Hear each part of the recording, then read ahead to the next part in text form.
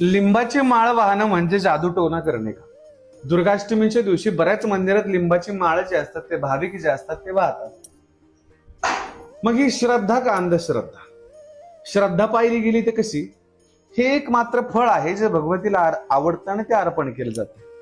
आणि अंधश्रद्धा म्हणजे कशी, फळ असून त्याला तुम्ही करणे कवटाळाची वस्तू जर समजत असाल तर ती तुमची अंधश्रद्धा. एक फळ आहे जे भगवतीला अतिशय प्रिय आहे. 51-31च्या मात्रेत आपल्याला त्याच्यावरती कुंकू लावून माता भगवतीला माळ करून अर्पण करायची. याच्यात कुठल्याही प्रकारची अंधश्रद्धा नाहीये किंवा एखाद्या उच्चाटनाचा प्रयोग नाहीये.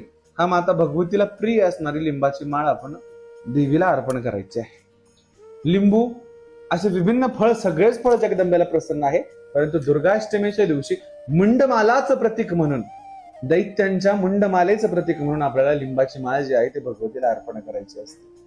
म्हणून दुर्गाष्टमीच्या दिवशी लिंबाची माळ अर्पण करण्याचं खूप मोठं महत्व आहे मित्रांनो. ज्या ज्या व्यक्तींनी नवरात्रात व्रत केले आहे त्यांनी 51 लिंबाची माळ माता जगदंबेला अवश्य अर्पण करावं, जेणेकरून 51 मुंडक्यांनी जरी आपल्यावरती राज्य करण्याचा प्रयत्न केला किंवा आपल्यामध्ये कुविचार आणण्याचा प्रयत्न केला किंवा आपल्या घरावरती दूरदृष्टी करण्याचा प्रयत्न केला, घाण वाईट नजर असण्याचा प्रयत्न केला, तरी जगदंबा अष्टभुजा 8 हाताने त्या व्यक्तीला उत्तर देण्यासाठी आपल्या आयुष्यात वर्षभर उभी राहील, कायम उभी राहील. म्हणून आपल्याला ही लिंबाची माळ पूर्ण भावाने, पूर्ण श्रद्धेने अर्पण करायचे. कुठल्याही प्रकारचा अंधविश्वास आपल्या मनात आणायचा नाही. एक फळ आहे ते जगदंबेला आपण अर्पण करतो, अशा पद्धतीने अर्पण करा. जय भवानी. ओम.